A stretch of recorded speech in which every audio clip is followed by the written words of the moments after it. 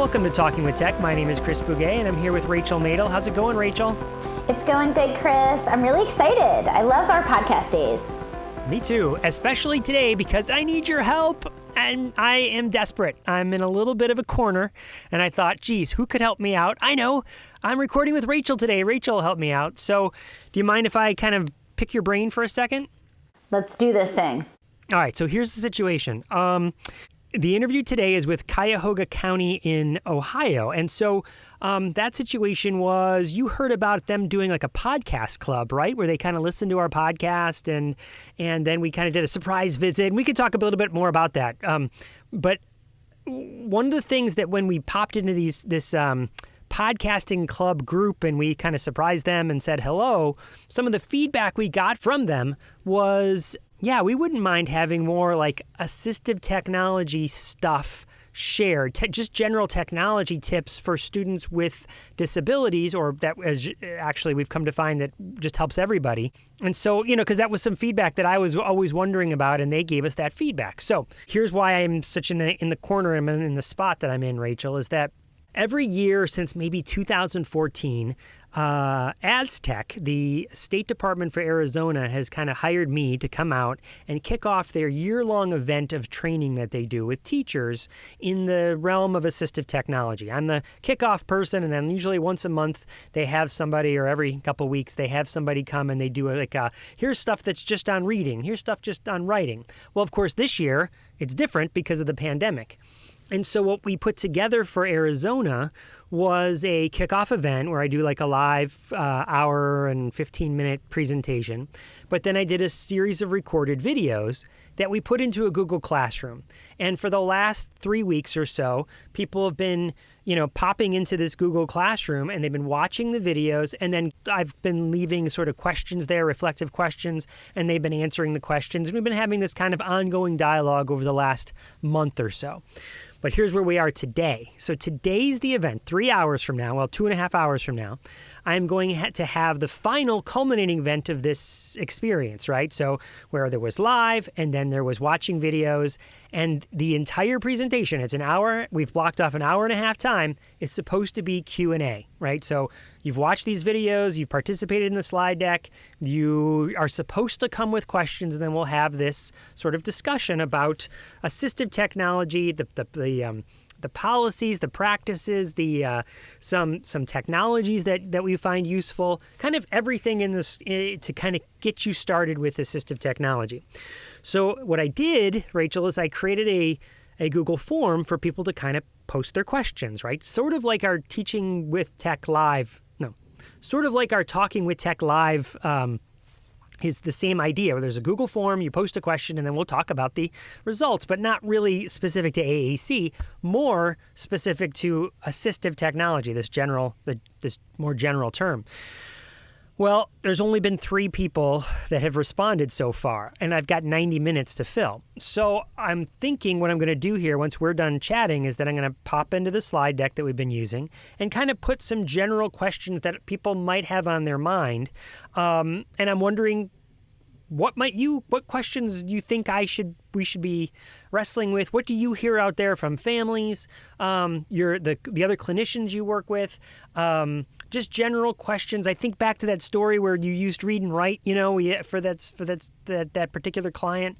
What are some things do you think would be general questions that I could kind of pop into this slide deck as my plan B, like, we're half an hour in and all of a sudden it's crickets and no one's asking questions, and all right, well, let me throw up these slides and we'll talk about these questions and get, then I'll facilitate interaction that way off of these slides. But I'm just curious from an authentic view, like I could make up my own questions, but I thought maybe Rachel might have some authentic questions she could ask.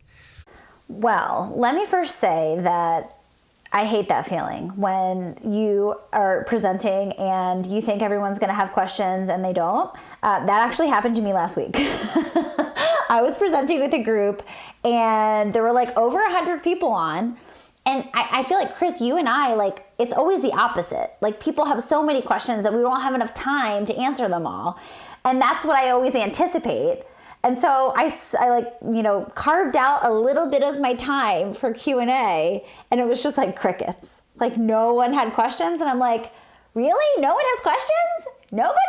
And I was like, and then I ended up just like sharing some tools because I feel like that's always like great. People always are looking for tools that they can use in their practice, but I was shocked that nobody had questions.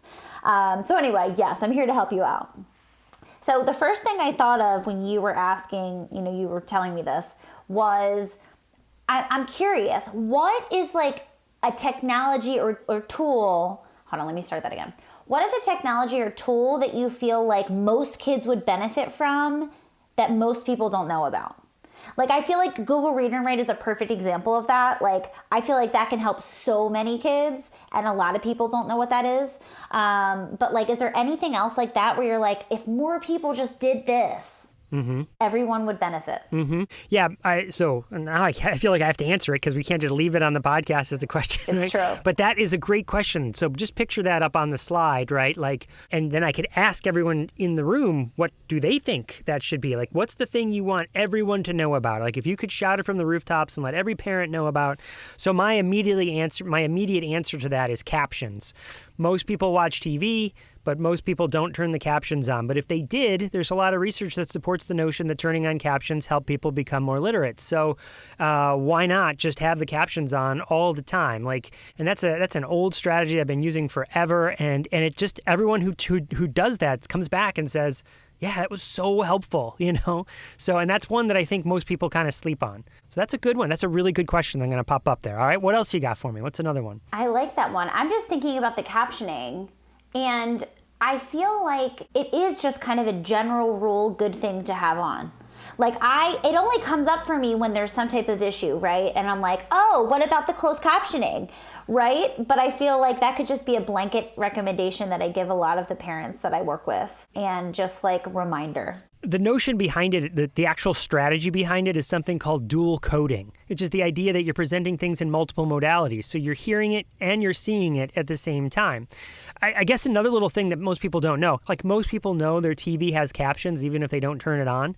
But what a lot of people don't know is that in their built-in accessibility features of most of the devices, you can turn on auto captioning. So if there's a video, it automatically turns the captions on. Like your iOS device has that, which is a great little feature, Okay, Chris, I have another question. And it's similar to when we were talking about Google Read and Write. Remember that client I had who was like, oh my gosh, like, he didn't want to use the technology because he felt like the student would be so dependent on it. And it was just like, kind of like, how do we teach him, like, no, like this is something that can be really helpful. It's not something that we have to be afraid of. I actually was on a Zoom call, like a team meeting call last week with a similar sentiment from a teacher. So I'm just curious, like, are there any things that you like commonly tell teachers as a way to be like, one, this is not going to hinder anything, it's only going to help, but also how to encourage the fact that it can be helpful for all the students in the classroom, not just the kids with special needs. Mm-hmm. Well, excellent. That's another one. I can totally picture putting that text up on the slide. And again, me asking everyone in the room, like, what would you do in these situations? And then I can give my feedback on it.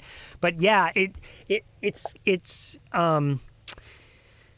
much less than I experienced, maybe 5 years ago, and definitely less than 10 years ago, that I hear that sorts of questions or sentiments. Most of the teachers that I work with now kind of have an awareness that these strategies, like, yeah, it's not just, so for instance, text to speech, right?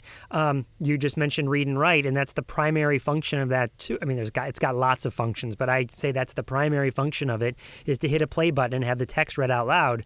And yeah, there was a teacher, probably a instructional facilitator for technology. So she was like the technology coach at her school that myself and a colleague were working with last year, and we were showing it to her, and she's like, but this is just for students with disabilities. And I was like, yeah, but no. Like, wouldn't it just help anybody to have the text read out loud? And then she kind of had that like kind of weird like face, that kind of, you see how I'm doing it, like squinting, like, no, I don't think so. And I was like, the analogy I used there is the glasses analogy, which you used before. We've talked about that before. The oven analogy, right? We've used that, the oven. Like, how do you cook your... Well, how do you cook your food? Over a flame? You know what I mean? Like, we you have do you always technology. start a fire? No, you put it in the oven, and then you put it in the microwave, you know? If it's in the oven for too long, sometimes I do start a fire, but it's not on purpose. And then she started to realize it. And then I really love to, and this is a big part of the presentations that I do, but I love to show the history of assistive technology and how it has grown to be mainstream technology. So many things that we 15 years ago would have been something only for students with disabilities, now we just are commonplace for everybody, like word prediction. Word prediction is one of those things. I can't tell you how many evaluations I've done for a kid to get a word prediction, and now it's built into our Gmail. You use it on your phone every day. When you were texting your mom earlier, you didn't have to text out the whole message. You could start texting it and just hit a couple buttons, and it would, kind of do it for you. Same thing, speech to text, flipping it so it's not text to speech, but hitting the record button and it then making your text message and putting it out in text and hitting send, voice typing in Google, and all those things when we point out started out as accommodations for students with disabilities, and now we just all kind of use them. That is a big wake-up feature for those kind of skeptics that think, oh, that's something just for people with disabilities. No, it's for everybody. Okay, Chris, we've asked two kind of broader questions that I feel like thank you for answering because they were genuine questions. The third that I just thought of was more specific, and you were talking about word prediction. I have a student who uses Google Read and Write and also co-writer when he's writing. It kind of depends on what situation he's in, but he's comfortable with both. He has word prediction. He can use it, but he gets very distracted by the word prediction and he just starts hitting and making these like silly sentences.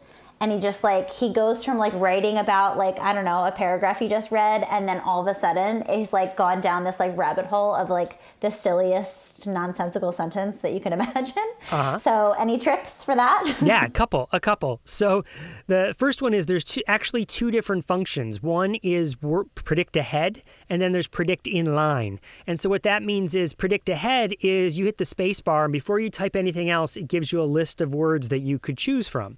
But another predict in line is that as you start typing, that's when the words pop up. So you already have to have a word in mind. So it's not just kind of it's not just like predict ahead. It can choose anything. It's usually choosing something in context to the words that are in front of it, but it's not necessarily generative from the student. They could recognize a word and choose something, but if you turn that off and make it just predict in line, then they have to start a word, and now they're looking for the word that they started. So that's a good trick. Or a good strategy, I would say. Another one is to get the sillies out, right? Is that we go and we play with different font sizes and we play with different voices. Make it really fast so it goes really fast. You can't really hear it. Well, how funny is that? And we all laugh. And then we make it really slow, right? And then, okay, now that we got the sillies out, which one works for you, And the same sort of thing. Go ahead, make the funny, silly sentence using word prediction. Oh my gosh, that's so funny. Look what it made. Okay, now can we make a real sentence with it, And that kind of helps, I think, know that it's allowed. It's not something, restrictive, and that we move in this direction. Like we still have to get our work done and accomplish something. Oh, I have to tell you that this student that I'm thinking about, first of all, those are really great suggestions. This student that I'm thinking about, he definitely gets silly with word prediction and just like makes sentences that don't make sense and then he laughs. He also makes very clever, like, grammatically and syntactically correct sentences that are silly. And so a strategy that I have with him actually is, okay, like you can do one silly and then you have to do a serious, and then you can do one silly and then you have to do a serious. So like he'll make a silly sentence, he'll laugh, and then he'll delete it and he'll make the real sentence. And that has been a really great strategy because, as you mentioned, just saying no, we only have to be serious, like you have to write seriously all the time, like it doesn't always work, right? The more you tell kids not to do it, the more they do it. And so this notion of kind of silly and serious, and I actually have a visual cue, and I have both of them. And so I'll show like, okay, like this is your silly, and like make it super silly. I want it to be the silliest sentence you can think of. And then I'm like, oh, that was so fun. Okay, now it's serious.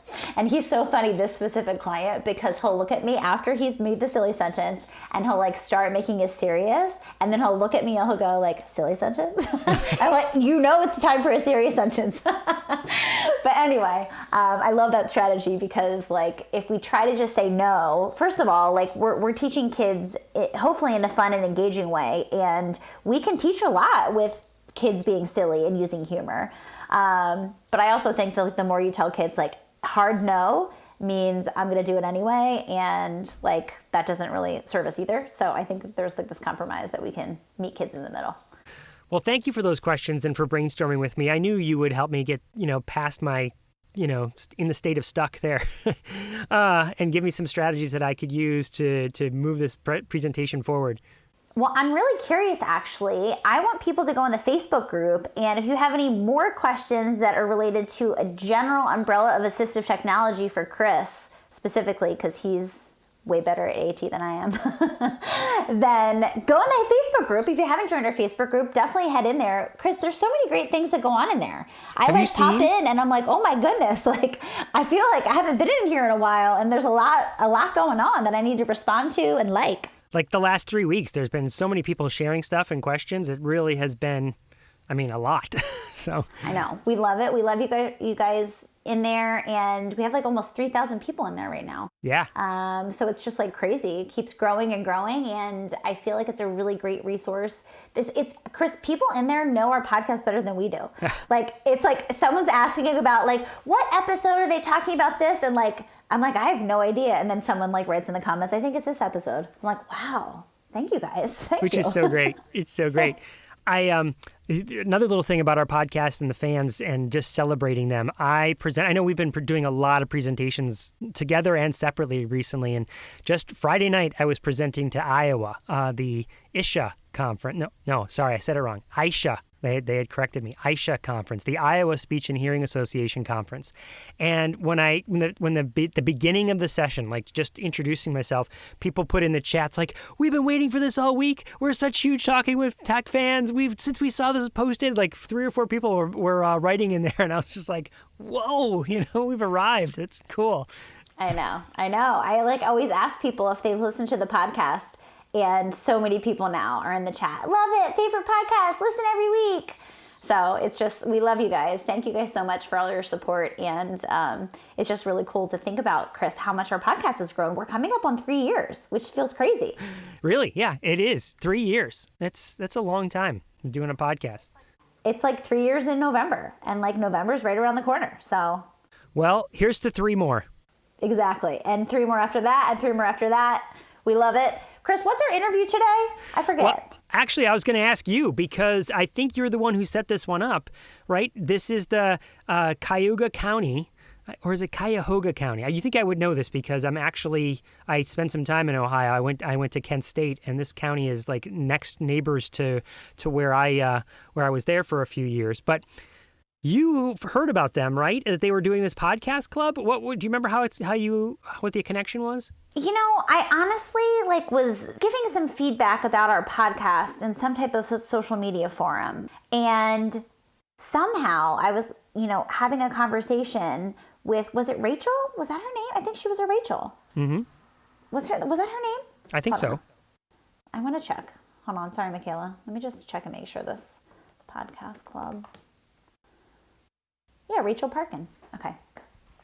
So I was having this conversation with Rachel, who was just casually mentioned that she had this podcast club. And I was like, podcast club? Like, she's like, yeah, we listen to your podcast and we get together and talk about it. It's like a book club, but a podcast club. I'm like, oh my God, I love this. I was like, when's your next meeting? And so she told me, and then of course I reached out to you, Chris. I was like, Chris, what are you doing? We're surprising a podcast club. And it was so fun. Honestly, it just made my day because everybody was so surprised.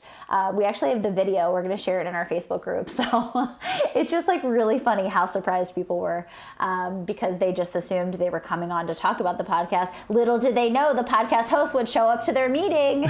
So it was a great time and actually ended up being a really great conversation. So So that's why we decided to record it, and we're sharing it with you guys.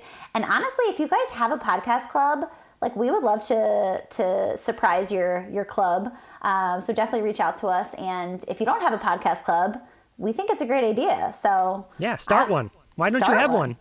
Exactly. Everyone, start podcast clubs, because, and this is kind of what you'll hear in the interview today. But they were talking about how, like, they don't oftentimes get a chance to connect with each other. And this is a way for the group, a large group of clinicians who have, a shared interest and, expertise with AAC. And that's kind of what they're doing in the field. They're able to come together and connect, and, they pick different episodes, and it's just a really fun idea. So I thought it was great, and I'm really excited to share with you guys today. We Zoom bombed them. We totally did. All right, without further ado, let's listen to our conversation with the Zoom Bomb crew of Cuyahoga County.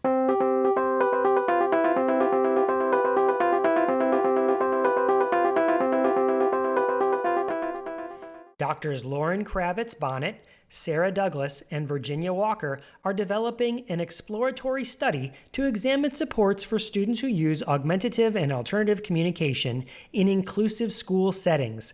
They are hoping that you can help them identify individual schools or school districts in the U.S. that have a strong commitment to inclusion and a reputation for including students with complex communication needs within inclusive general education settings. If you would like to nominate a school or a school district, please email Dr. Sarah Douglas at sdouglas@msu.edu. That's SDOUGLAS@msu.edu.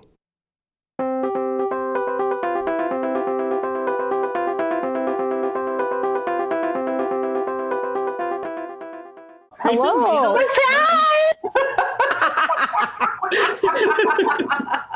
Hi, guys. Hi, Rachel. What? You guys. So excited you're here. You guys, I was so excited that you guys started a podcast club that I had to join. Oh my God. And we have somebody else here. Hey, everybody. Oh my gosh. Are you guys so surprised? Val's gonna burst. Oh, I went to put makeup on. There you go. Listen, we wanted it to be a surprise. We're so excited that you guys joined this podcast club, and you guys talk about our podcast. We're so flattered. That is amazing. Thank you for doing that. Yeah, we love doing it. We really appreciate all that you guys do to make the podcast happen. So thank you. So I'm just curious, like, how does a meeting like this go? And like, are you guys okay with us kind of like joining last minute? Zoom bombing it. We're Zoom bombing. Can we Zoom bomb into this? I think everyone will be okay. It was Zoom bomb with invitation from Rachel, right? Yes. I didn't invite. Rachel found me. She offered to come, which I so appreciate. It was because of the Cleveland State presentation I'm doing next Wednesday, and I wanted to do some like pre-listening, pre-reading. And of course, I mentioned, and everybody mentioned, that you should listen to a Talking the Tech episode as part of that process. So Rachel saw that and reached out. I was literally so excited because I'm like an avid podcast listener, and I have joined a lot of book clubs in my years. So when Rachel was like, we have a podcast club, I was like, stop it. When's your next meeting? And I almost fell over when I read that email. Yeah. So how does this go? Like, you guys just kind of talk about like the podcast that you guys have listened to? I'm happy to talk about it, or somebody else can. Anne, you want to? Yeah, no, go ahead, Rachel. Rachel started. I think they're all a little overwhelmed. Stop me from overwhelmed. talking though. So basically, we all were listening a lot, and then we realized that, a lot of the times we'd kind of get together and end up talking about it, and we thought it'd be really nice to like make it more of a formal process. So now what we do is we actually alternate months. Every other month we do a podcast episode, and every other month we do a journal article. And people will volunteer to pick an article or a podcast episode, and then they send it out in advance. We all listen ahead of the meeting, and then usually they put together some like basic talking points and notes about the article or the podcast, and we all chat about it. So which one did you guys choose for this meeting? Anne, you're up. Yeah, the one on creating a successful AAC group. Oh, love it. So how do you guys like decide what you choose? Do you just kind of like whatever speaks to you and you think would benefit the group? Yeah. Amazing. Yeah. So we just started an AAC group, or really Tina started this AAC social group. So that's the reason why I chose this one. It was just perfect timing. Mm-hmm. Amazing. Oh my gosh, Tina. Hey. Hi, Tina. I know you, Tina. I know you were part of this podcast club. We have our own AAC celebrities here now. I'd say. And I just wanted to point out that we also have assistive technology specialists. So we have kind of a distinction here in our county board, Cuyahoga County Board of Developmental Disabilities. I'm the manager of everybody here, but Peggy, who's here from another county, and that's nice too that she can join in because we're lucky in our county. It's so big, and we serve so many people that we have 5 speech pathologists dedicated to augmentative communication for school age and some adults, and then we have 3 speech pathologists who work with adults. But a lot of the adults who have developmental disabilities, AAC is a part of it. Oftentimes a part of every referral they get. And then we have 3 assistive technology specialists. So they are teachers or in one case, somebody who has a resident certification and they have gobs of experience in AT. So we can combine the SLP AT combo. So we've got most of those people here on this Zoom, and then and this is like AT, yeah. Yeah, and to start this AAC social group during the pandemic to try to connect individuals that we always want to see connected, right? Because this guy's over here in this school district, and his parents so isolated and works weird hours, so this was an ideal time to bring all that technology and all that opportunity together. So then to have a podcast about it, and then to have both of you here is just awesome. Yeah, well, we don't want to disrupt your meeting, but we would love to join if you guys are down. Can we join? And did you email them the agenda? I did not. Oh, no. I did not. I can share it. Of course. And just so you guys are all within the same district?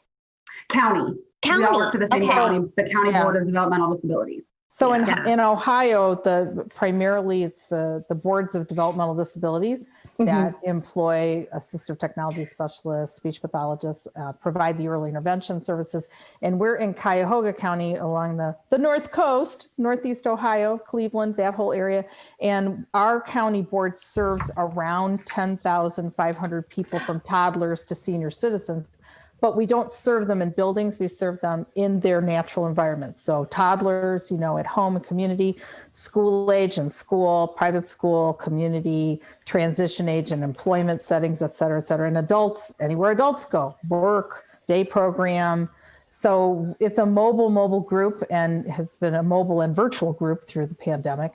But this is also a way that we keep connected because sometimes, especially pre-pandemic, sometimes even though their desks were right next to each other, they might not see each other for a week and a half. So then coming together to learn together, discuss issues, it's vital to keep them connected and keep everybody learning. It's just an amazing group of people.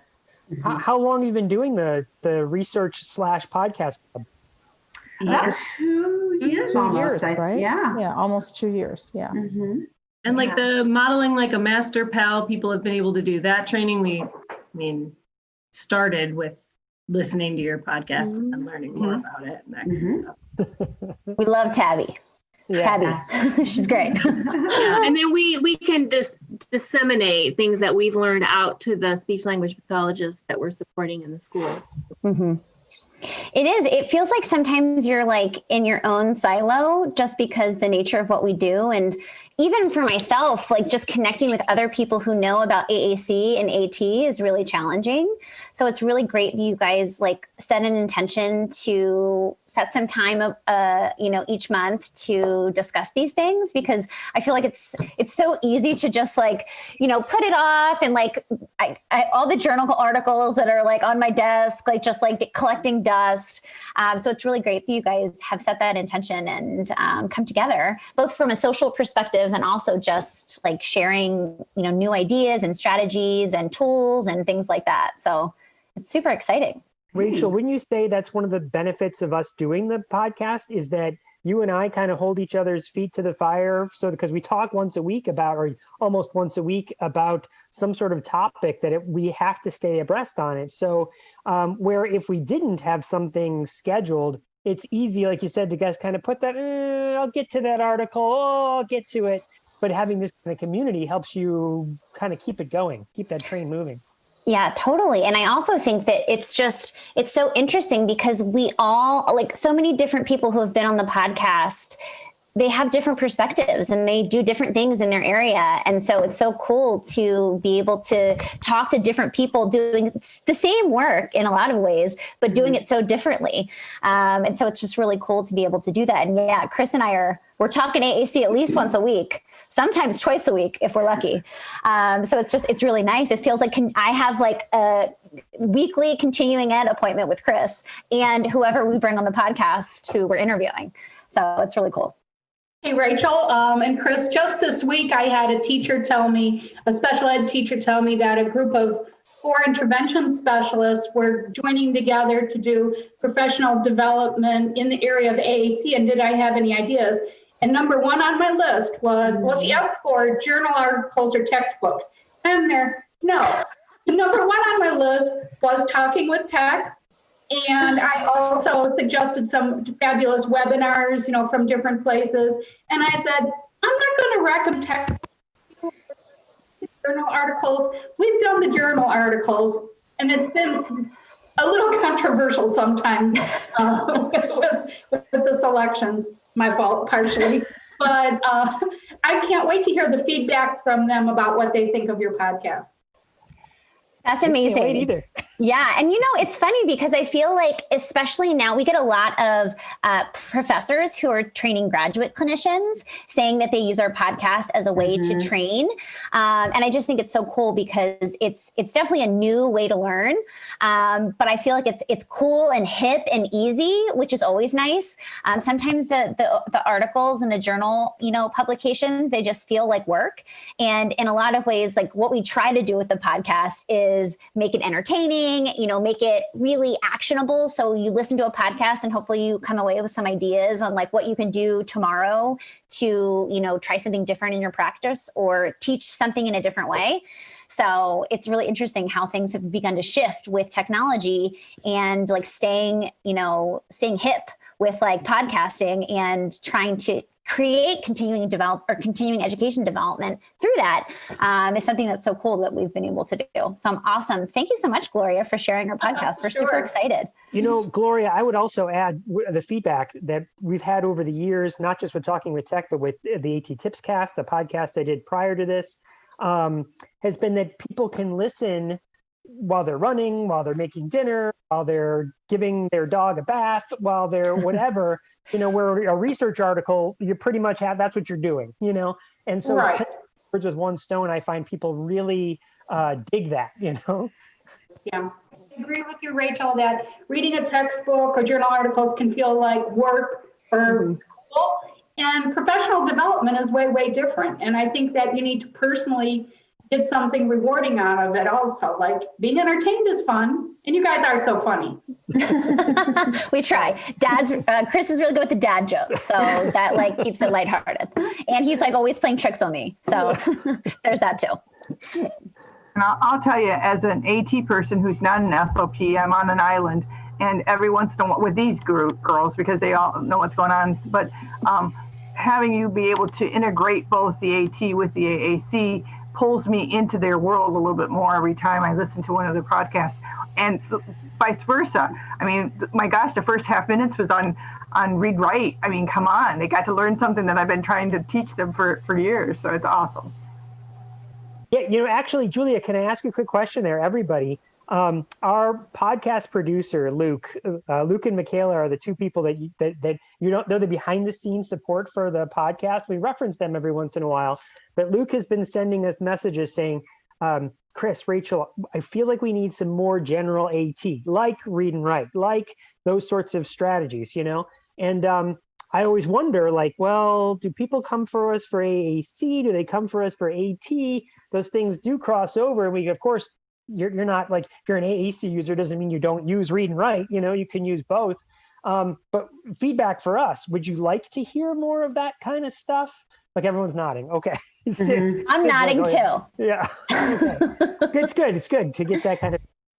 I think what's really important too would be continuing that merge so that we don't lose the literacy with the AAC, and we can use how those individuals, the people who are really coming, I believe the people who are your core, can see how there's different types of assistive technology that we can start utilizing through that means. Right. I was going to echo just what Julia said. Like for me, I like to just kind of have a general idea of what is happening in the AT world. I know that I can't possibly know everything that Julia and Sid know. I mean, maybe I could, but I don't. And to hear more about it, just so that when I'm working with a client and they're not around, I can at least be like, I bet there's something for that, or I know there's something I heard about for that, and I can connect with one of them to get something like that. But without, I mean, obviously I talk to them regularly and often ask, but it's just nice to have that general awareness. Yep. I also want to interject in a lot of places you don't have these distinctions. You know, the SLP is supposed to be everybody.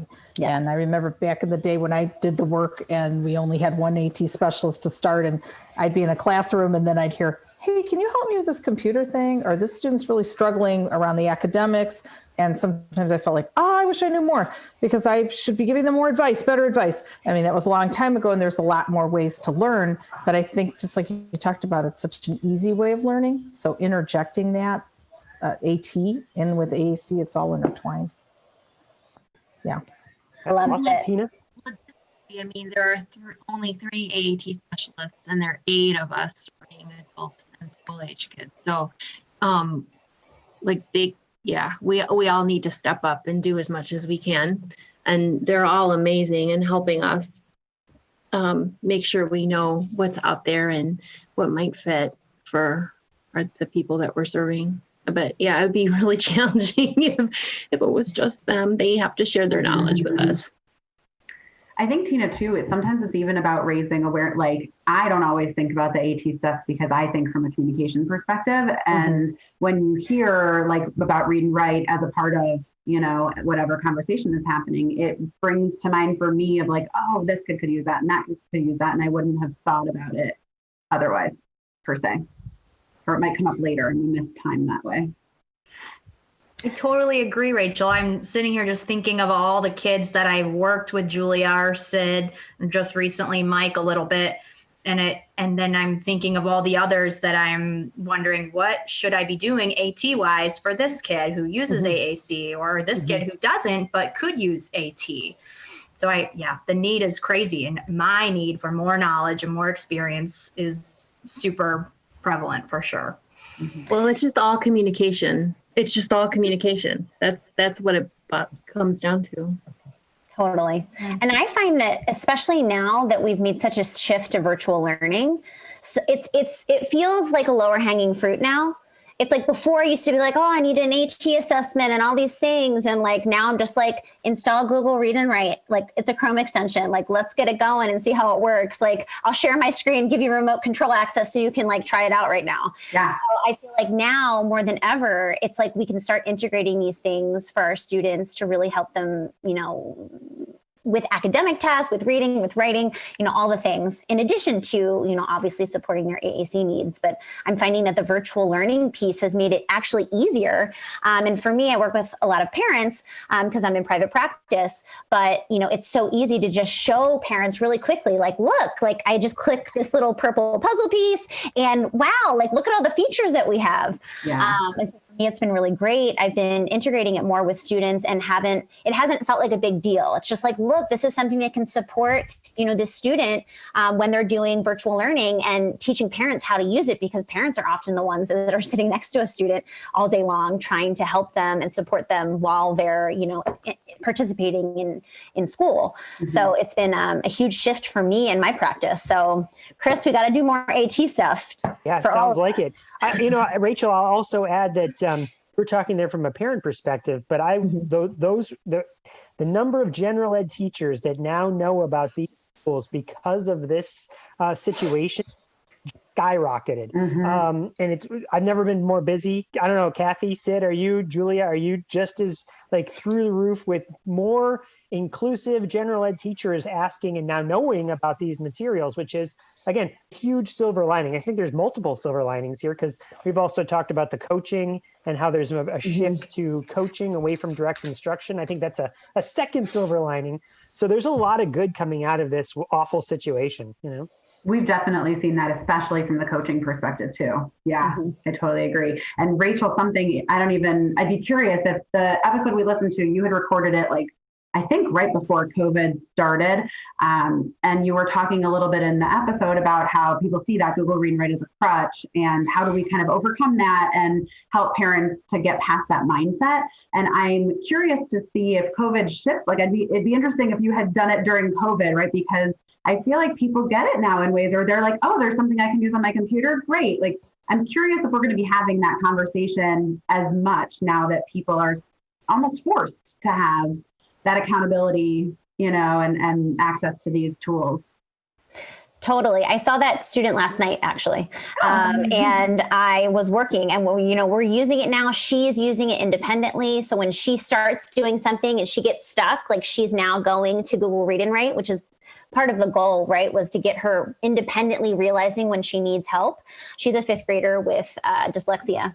And it's been so cool. And actually, I haven't even told Chris this, but the other day, I think it was like 2 weeks ago, I was seeing the student and Dad came in. And I don't know if that was the episode where I was talking about this specific student, but I think it was. And Dad had a lot of pushback. He was like, we don't want it to be as a crutch. Like, I don't think it's good.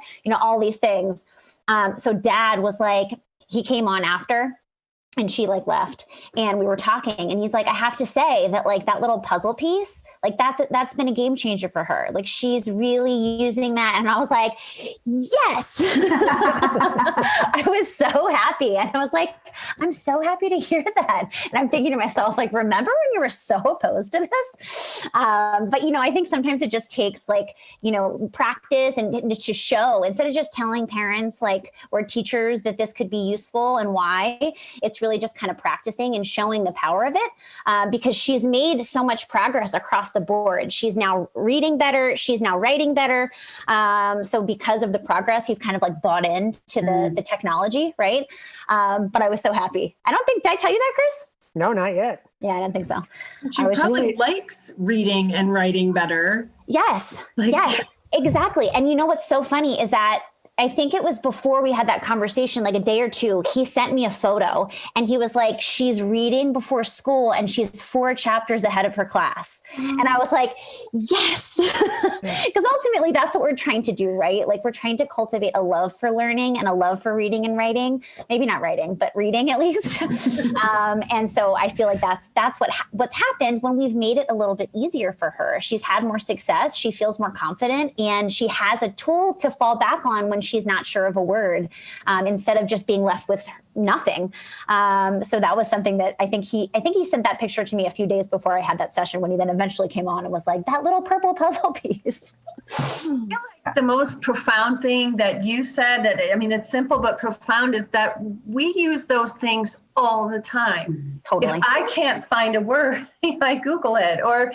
So I struggle with the fact that parents wouldn't buy into that if you can explain it that way. Yeah. And analogy, who was it? Was it Rachel or Chris? Somebody was talking about if the kid needed glasses. I use that example all the time. Oh my gosh. All the time.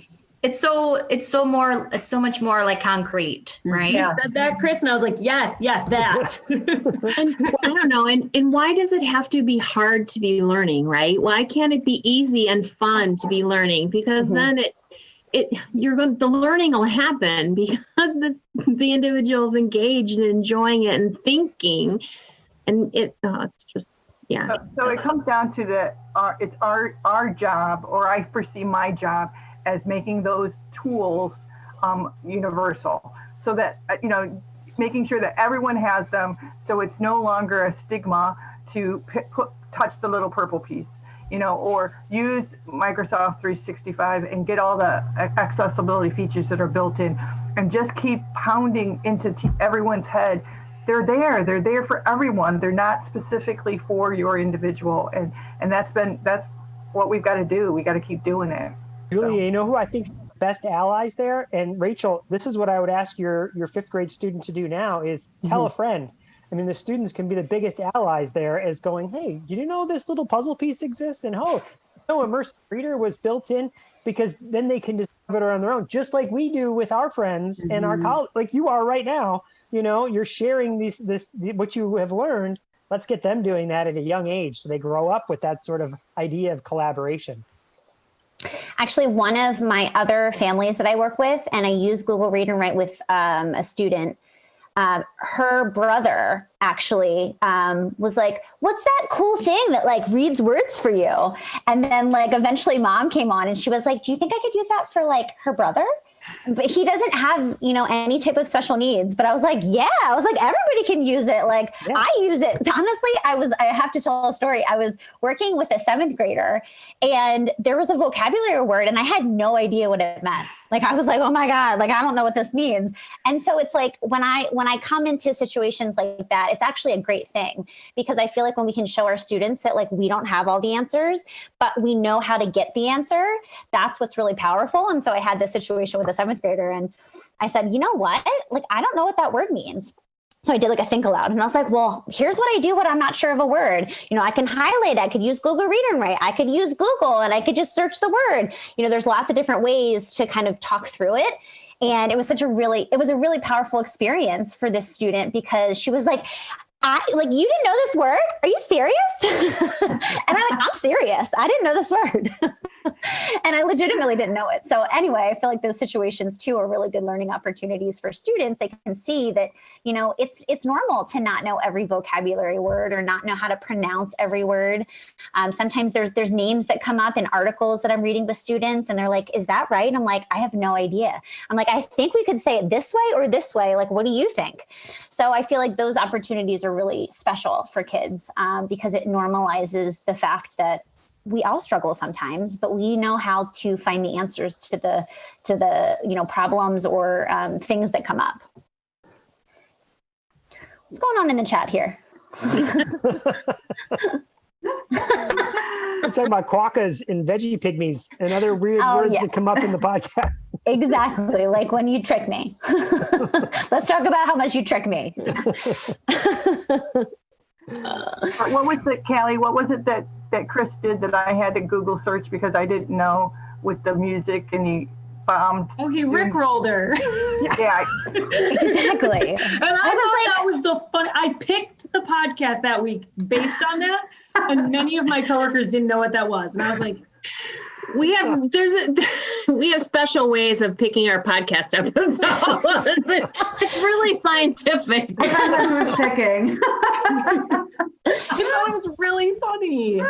I love it. No, but that's the thing, is like we try to like keep it fun, and like, I mean, it's always something related to AT or AAC, so we always kind of circle back to that, but we like to keep it fun. So we're happy that you're choosing some of our most fun moments. Yeah.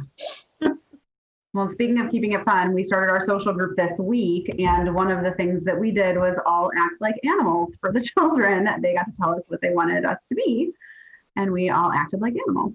So that was really fun. It was humiliating. Yeah. It was not. I'm really glad it wasn't recorded. That's what gets the kids talking though, right? Oh my gosh, all my teachers were acting like animals today and it was so funny, right? It's so much better than click on the button or tell me what this card says, Mm-hmm. That's what kids talk about. So Rachel, when you're talking about a social group, like what does that look like? Like who is in that group? So we literally just did our first session this past week. We split it up into 2 groups. The first group is 13 and up, and then the other group was under 13, basically. So we just split it up by age.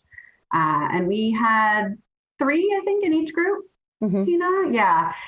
So for now, 3 in each group. And we started it during the pandemic. So we planned it virtually. It wasn't something that we had planned beforehand. Like the podcast really talked about going out on outings and things like that. And maybe when this is all done, we can do that. But for the first attempt at it, we picked a theme. This time it was animals, and came up with different activities for them to participate in throughout the 45-minute hour-long group. Yeah, so it's a pretty big mix of participants. And so we just wanted to make sure that we're trying to keep them engaged and interested, and also trying to coach parents a little bit while we're at it. But when we talked about families about this, I think one of the responses we got is that, oh my gosh, my kid doesn't know anybody else who uses AAC. So I think just getting kids together in the same room and getting parents together in the same room is really, really, really critical. It just so important to make sure everybody feels like they're not the only one in this world. Well, Krista talked a lot about like being a model, right? A role model for the other people in the group. And as I was listening to that, I was thinking so much about Mateo, Tina, because I think that he can be that person. We had Tina's son, Mateo, join the group for both groups, even the little kids, and he's 21 and very proud of that. And it's really cute. But I think having that role model and seeing like this is what an AAC user can look like is probably one of the most important things about the social group. I have a story, if I can share it, about that. So Hannah Foley, did you guys listen to the Hannah Foley episode? Yeah. I love her. It's one of my favorite episodes. She's awesome. And her and I have developed a friendship like outside of the podcast. And anyway, I have talked about it on the podcast, but I've been really struggling with, I have 2 adult AAC users, young adults. So like one is 19 and one is 22. And it's really been a struggle to try to find a social situation because they're still kind of emerging with communication. But, one is really putting some words together but not quite conversational. And so I've been going back and forth trying to figure out like a social type of group for these students. And long story short, I worked with Mom, we tried a few different things, and she was like, they were talking about things that like were totally over his head for one. And then it was like Goldilocks and the 3 Bears. The other one, they were just like talking about like basic things. And I feel like he's so much more advanced than that. So anyway, I talked to Hannah and I was like, Hannah, would you be willing to come to this session with this student? I think it would be really great for this student to see, another AAC user using a device to communicate. And I also think it would be really great for the parents. So anyway, we had like Hannah come, and it was amazing. I honestly wish we would have recorded it because it was just such a wonderful interaction. The mom had so many questions. She was like, how do I get my son to talk like you?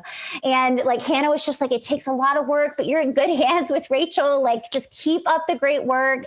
It was such a powerful moment for especially the parents, I think, because and even for my clinicians, like I had my clinicians join us and they've never seen an adult AAC user. So it's like really great to be able to see what AAC can look like down the road, because I think it gives hope to families like, oh, this is what we're working towards. Like this is possible. Seeing it in another user, I think is such a powerful experience. So kind of what you guys are talking about with the social piece, it's really important, I think, for other AAC users, especially to have that peer mentorship. So as Tina, it sounds like Mateo is doing that for some of the groups, which is awesome. And Hannah was so wonderful. She was like, I loved it. Like, I was so happy to help. And I was so happy to talk to the parents. And this student of mine has been getting bullied, which is so sad, like on public transportation. And Mom feels really like terrible and self-conscious. And they talked about that. And it was just like a really warm and heartwarming moment. And I'm just like so thankful. And afterwards, her and I were like, how can we do this again? Like maybe we could have a bigger group where, Hannah's kind of like doing a Q&A and I can moderate it.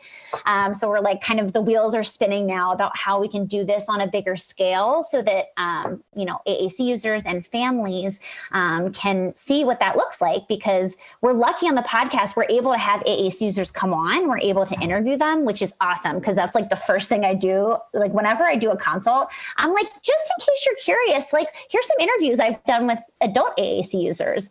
Cause I think that can really help. But having some type of like interactive event, especially now that we're all virtual and virtual is like so commonplace now. I think it could be really cool to figure out how to do that on a larger scale. Mm-hmm. Right. And I know that's one of the things that you guys talked about, probably, I think in the one that you rickrolled her, you talked about like what the implications are with the pandemic and our licensure. And how that is going to play out so that we can serve people, especially people, you talked about like on the border of West Virginia and Ohio, right? Or was it that right? Yeah. I mean, where I live, Callie, I live 15 minutes from the border of West Virginia. I'm in Virginia, and 15 minutes from the border of Maryland. And it's Richmond, Virginia is like 4 hours away from me, with the capital. So does it make sense that I'm licensed in Virginia, but I have to pay for 3 licenses in West Virginia and Maryland, or I'm actually more geographically close? And what does that matter in a pandemic when there's people in the middle of Wyoming that don't have anybody, and maybe I could reach them because look at all us right now collaborating from all over. So it doesn't make any sense anymore. Well, the nice thing about our social group is that it's not therapy. Nobody's paying for it. Nobody's being billed for it. It's a service that's being provided by agencies. And, that we really, we're really looking at having people participate. And if they can make the social connections, one of the things we talk about, since we've only had one session for each age group so far, is that maybe one of the things that we can facilitate is bringing back the content of what one child shared about themselves the previous time. And like, what are the names of these people? Make the person-to-person content the important part, not that we talk about zoo animals so much. And not whether they were good at that, but did they make a connection to the other students and maybe parents who were participating? Oh my gosh, look, we both picked squirrels to be. And now, why did you pick a squirrel? Like something like that, right? Yeah. How did you know that? Is that what you picked? Someone did pick a squirrel. Did. Oh my gosh. And we all had to act that out. Someone else in your neck of the woods is Lindsay Payton Cargill. I don't know if you ever met her or know her. Alicia, you're nodding. We did an episode with her years ago, a couple of years ago now, but one of her kind of claims to fame, she's in Ohio, is to start parent groups. So what did she call it? The Chatterbox Challenge. And the idea was to have families get together, or parents get together in social groups, very similar to what we're talking about here with the student groups. And the idea was that during that time, you could only use your child's AAC device so that you get more comfortable with modeling. You're doing it in a social way. Maybe you have some questions you answer. And I could see that as an extension of the social group, is that it's parents only. She used to like to say, hey, we're going to go out to a winery or something. We'll have some beverages to kind of loosen things up. Not that, or I'm advocating for that, I'm just saying that's what she did. I'm just reporting the facts as I heard them. Not that we would do that. We wouldn't do that. Never do that. But that is another extension, that I think, because that also brings people together and realize Tina, I think you said, like, there's one of the big things, that another silver lining is we're all in this together, but we were always in this together. This helps people realize that you're not alone. Yeah. And I think those relationships that are created as a result of being having these similarities. I know that for us, as a family, those connections that we made over the years with our Camp Chatterbox people, and then now the connections that we're making and putting people together with Camp Alec, I think that, oh my gosh, those are our people, right? Yeah. Those are 100% our people. If I picked up the phone and said, hey, so-and-so in California, I need you, they would be there for us. And I wish we could duplicate that synergy, those relationships all across the globe, without having to, pack up and spend a week at camp. I wish we could do a better job of putting people together. Mateo always had mentors. We always had mentors. I mean, since he was 7, we've had parent mentors. Now he's 21. He's always had AAC mentors. And now he's, morphing into this mentor. And I think the more we can bring people together, this is just a beautiful opportunity for us to be able to do this virtually. I mean, I think we all feel super grateful that this came together. If it hadn't been for the pandemic, maybe it wouldn't have. So it's really a blessing. Yeah, I was just going to say that because it's virtual, I think more people will try to participate. You don't have to get up, travel all that time. You can just be there. And I think that virtual piece is helpful, and maybe it will be helpful for establishing a group then later we can do in person. Mm-hmm. And I think I'm listening to what Rachel's saying about that specific mentorship that you set up. And Tina, we've been talking for a long time, right, about how we want to be creating more relationships among our AAC users. So it feels like this is a genuine start to that, right? It's just going to be a matter of how does it morph and look differently as a service that our agency provides, but it's clearly so needed, So it's good to hear, Rachel, that you've set it up and that Hannah is now having a relationship with that person, and like, how far will that go? Who knows? So it's awesome. Hooray. Now I love it. In the podcast too, you had mentioned that I think, or Krista maybe had mentioned that a lot of the times the people were paired up, but that the partner was a family member. And that really resonated with me because we need to do family training, but why can't that partner be an older mentor that we just always pair up together, right? or some kind of maybe not even older, but just more advanced in their AAC competency at the moment, or whatever that might look like. So that got my wheels turning too for our group, because I think the first time we did it, and it's also hard because it's virtual, but we had a parent or a sibling in the room for all of our children. I wonder how we can morph that virtually and once we're in person to be more of a relationship opportunity. I will add that it is completely possible. I think this is something that a lot of people don't realize, but Rachel and I, we're closing in on 3 years of the podcast in November, and Crazy. We've only met once for a couple of hours. So these and we're relationships, besties. Yeah. Totally. So I just think we're evidence that you can have these relationships, and we can have these really close collaborative relationships that are like real, people often think it's fake because you're virtual, but like Rachel said, we're like best friends, so that's evidence that this could work. I mean, like, so many relationships start online. Like that's all people do now. So like, I don't think like the concept should be growing less and less foreign to these families, that a relationship can start online and maintain online in a really meaningful way.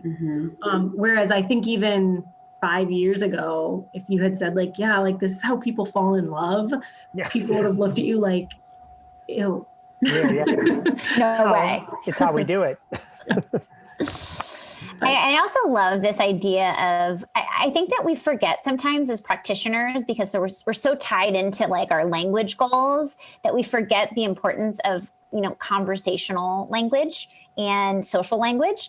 And even myself, like, I get so in the weeds. I'm like, this kid needs verbs. Like, let's work on pronouns. And it's like, let's like work on some like, the chat folder, and like give this child, functional communication for interacting and saying, interesting things, or laughing at jokes, or, things like that. I think that sometimes it's easy to kind of skip over that.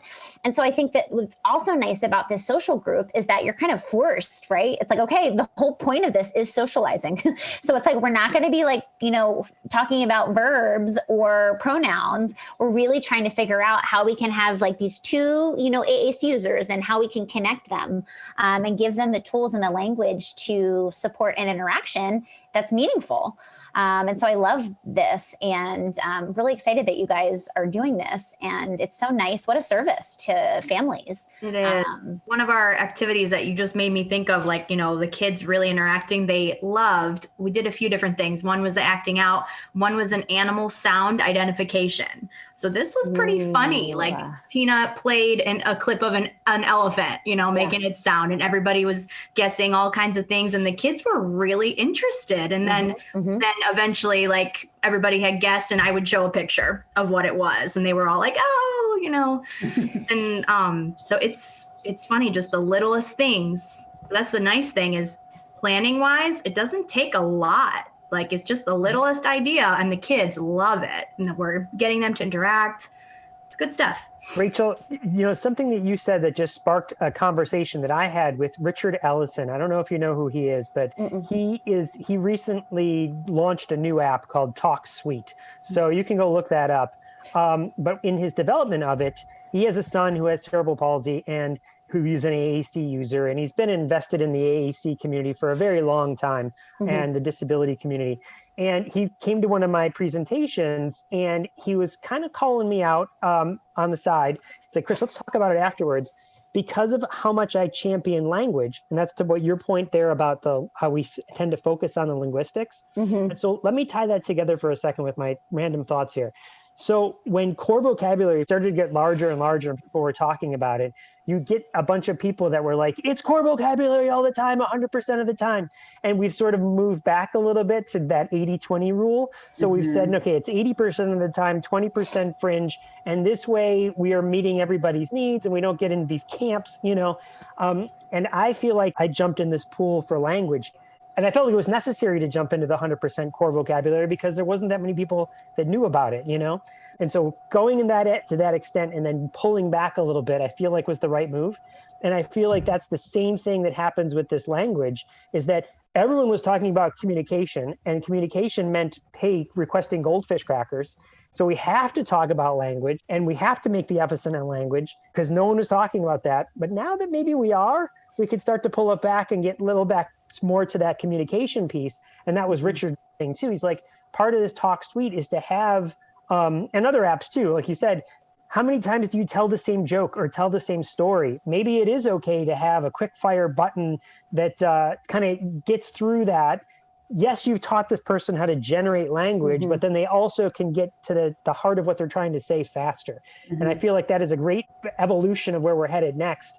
Is still generative language. It's got to focus on that. There's so many people that don't know about that, but more people than ever know about teaching generative language. So maybe we can now start to shift back to now that you know generative language, how can we really make it even more about the communication and that social element? Yeah, and use the tools that we have, because that's one of the nice things about these devices is, like, you can program a phrase that could be accessed, you know, quickly. And so I always think about that when I'm thinking about, well, or actually presenting on the topic, when do we decide to use a phrase versus focus on generative language? And I feel like it's the social situations where I want kids to be able to communicate quickly and effectively. And it's like, I don't care about generative language right now. I want him to be able to communicate a message that's received by a listener in a timely fashion so that, like, the peer doesn't, like, run away because, like, it took too long. So I feel like it's so great that we now have so many robust options for AAC systems where we're able to focus on core vocabulary, teach the foundational skills to children so that they're able to generate language. But we also, at the same time, can have a chat folder where we have, you know, high frequency phrases that we can use and teach in social situations, especially. So we have the best of both worlds now, which is awesome. So yeah, Alicia and I are working with this individual who we've tried for years to get him to embrace an AAC device. And speech is definitely his first go-to, but it's difficult for me to understand for a lot of people. But we're finally getting a heads in because he wants to control Alexa. I totally think that in the episode, yeah. But he's going to start using this device to control her and then learn more about the device to be able to then repair its language when he needs to. I think we finally got an in with him. We did. It's like magic that the Alexa is seriously like the magic cool thing that he can control. So, and by the way, you could use all these other words that are there, just saying, throwing it out there. Tina wrote in the chat, first Alexa, then the world. Yeah. This is great. I think I just wanted to throw in there, it is a real challenge for adults. Adults have already formed habits. A lot of them they've grown up and now they're in their 30s, their 40s, and trying to hook them in, and that's where your 80-20 might have to flip a little bit.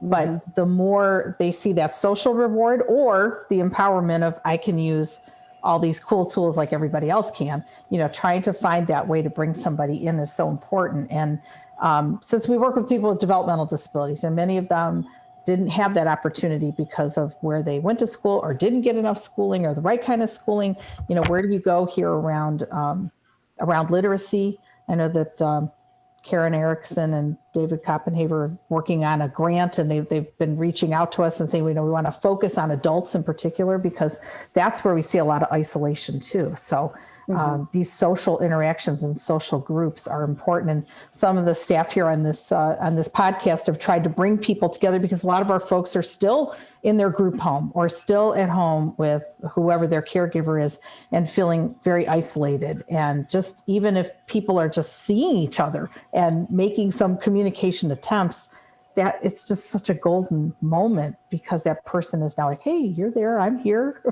And even if they don't have the words all the time, I've just been so impressed with all the creative ways that staff here are reaching out and trying to connect people, which is so important. Erin Sheldon was nice enough to send us an interview she did with Karen Erickson. And this was a long time ago. I feel like this was after ASHA last year. And she's like, Rachel, Chris, I have this interview. I think you could use it for the podcast somehow. And so Chris and I sat on it, how are we going to use it? How are we going to use it? And then eventually we're like, we're just going to air the interview. It's really good. We thought about breaking it down and discussing it. And we had all these different plans. And then we're finally let's just get it out to people. Yeah, but in today's episode that aired today, I talk about one of the students that I work with. Just started with him. He is 20, and I think 20, and he just is getting started using a device. And we realized during the assessment, I realized he can type. So family never knew that he had any type of literacy at all. And so it's just Tina said, it's never too late. It's never too late. So I'm really excited. I got a reading specialist on board for this student who doesn't have a lot of experience with kids with complex communication needs and AAC users, but it's a perfect opportunity to train her. She's a reading specialist that I've used with some other kids who are not AAC users. And she's just such a great person, because she's I'm down for the challenge. She's I've never done it, but teach me everything. So I've been working closely with her, and students making a lot of progress. He has some trouble with some vowel sounds, but he has a lot of sound to letter correspondence, and he knows a lot of words already. So it's been a really exciting process. But the moral of the story is one, we don't even know sometimes until we introduce technology what is up there, right? Wow, he knows literacy, he can read, he can write. Now we really need to push him to fill in the gaps. And it's not too late, because that's the first thing that Dad said to me was, I don't know, I think he's too old. I'm no such thing. No such thing. And so, I got him on board, and he was well, okay, let's do this. I'm let's do this. So anyway, that's today's episode. It's a really good one. But of course, it's all about literacy and my experience with some of my young adult clients. I have found, because we're virtual, that with my adult clients, that we're able to get more buy-in from parents, because they're at home and they're with they're not at the day program. So, I've had some Zoom meetings where I know that this family would never have considered AAC. Yeah. And now I'm able to do it because they're having some buy-in. Totally. Another silver lining, Ann. That's another silver lining. It's crazy, because it's been very difficult in the adult world to start any kind of AAC in a group home, or when that person is, in a day program or whatnot, but, parents don't have time, and now they do. I think it's hard too because, and we've talked about this a little bit in our group, that the people who are adults now did not have access to any of this when they were in school or when they were younger, and even the mentality around technology in general and how it was integrated into our society looked completely different. So I'll be curious to see. I mean, hopefully we won't get to the point where hopefully no adults, will ever have not seen AAC in the next 10 years maybe, but we'll see if that mentality shifts a little bit too. And I think it's interesting. I'm thinking about this student that I'm talking about, and I was trying to figure out, because he's very intentional with communication. So he's pointing, he has a lot of ideas about what he wants to say, with gestures. And I was like, okay, where am I going to start with him? And I feel like it's the same process that I go through in a lot of ways with young kids. He's really into cleaning, of all things. So I was like, okay, we can put that all up in your device, fold laundry. Because I was like, Dad, what is he, if you could attach language to his gestures, what would he be saying to you? If he could speak, what would he say? And he's like, he'd be telling me to fold the laundry or put away the spices. And I'm like, okay, let's roll with it. So I literally worked with this student for weeks on just building out language around cleaning. And let me tell you, he was even using it I saw him actually in person. And I was all geared up in my PPE, but he was telling me, he was pointing. And then I'm like, do you want me to wipe the table? And I was pointing to his device, and he's like, wipe table. I'm like, okay. So it's just I share this story to say that it's kind of the same process. I like to be really functional with adults to just make sure that it's really meaningful and respectful of the content that I'm deciding to use with them. But it still starts with motivation, right? And what a person is already telling you through gestures, nonverbal communication, body language, pointing. And so it's interesting how it's different, but it's also kind of similar. Mm-hmm. We did a podcast club on your motivation episode too. That one was fantastic. Is that the one where we had the researcher? Oh, so people are saying goodbye. Oh, goodbye. Have we completely hijacked your meeting? I hope that I know, and I feel terrible because it sounds like you prepared stuff for. Can we hit anything else last minute? It's been 55 minutes. We've been so excited, you guys. This has been awesome. Chris and I talk to each other, and we forget sometimes that other people are listening. So it's really nice to be wow, we have listeners. They're listening. They know. Right, can I tell you the feedback you gave about the assistive technology? That's gold. We will totally do that. And also, Callie, you're about the Rickrolling. That is so good to know. Sometimes we do that kind of stuff, or I'll do that, and I'll talk to my wife afterwards. People don't think that's super obnoxious or something. So to know that it's I think it's super obnoxious. But I thought it was really, really funny. Okay, good. So what you're saying is I'm going to continue to get Rickrolled? I hope so. Now that's been done. We'll come up with something new. I'm sure you never cease to amaze me with your pranks. So even though today you guys Zoom bombed us, this discussion is very like the ones we usually have. Sometimes we don't get to a fraction of the podcast or the journal that we were going to talk about because we have found that our conversation where it just has headed naturally is just so professionally fulfilling too. So you're good. Okay, good. Excellent. Yes, we're happy to hear that. And sometimes it's just it's the connection, right? It's the inspiration you get after the thing. And I'm sure that that's kind of, part of it too. I mean, I feel like that even just coming to join you guys, I'm like, oh my gosh, people who know me, they get me. And I feel like there's something to be said for being around other people who understand the work that you do at such a, deep level. It's something that you can't find when you're just talking to your significant other or friends or family. And learning from each other, right? Learning from each other and learning from our different perspectives and kind of pulling them and then mulling things over and then dispersing it. It's really, really helpful. Yeah. especially in this group, we actually have a really strangely diverse group of us in terms of our professional backgrounds and where we've come from. Lots of like second career SLPs or people really from everywhere. So I think that also makes it even more valuable to have all those different perspectives and angles when we're thinking about any issue related to AAC. Mhm. And we're so lucky to have access to each other, like just like what Tina is saying. But I know that even in other districts where there might be 50 SLPs employed, they never ever see each other. Yeah. So the fact that, you know, we are able to, we all, I mean, more than just see each other, we all really care about each other. We're friends. You know, they were all at my wedding,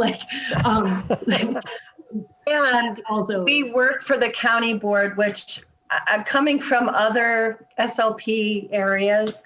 I thank God for that every day. We're very supported by Kathy, our manager, but by the board in general. And that is what has allowed us to do all of this.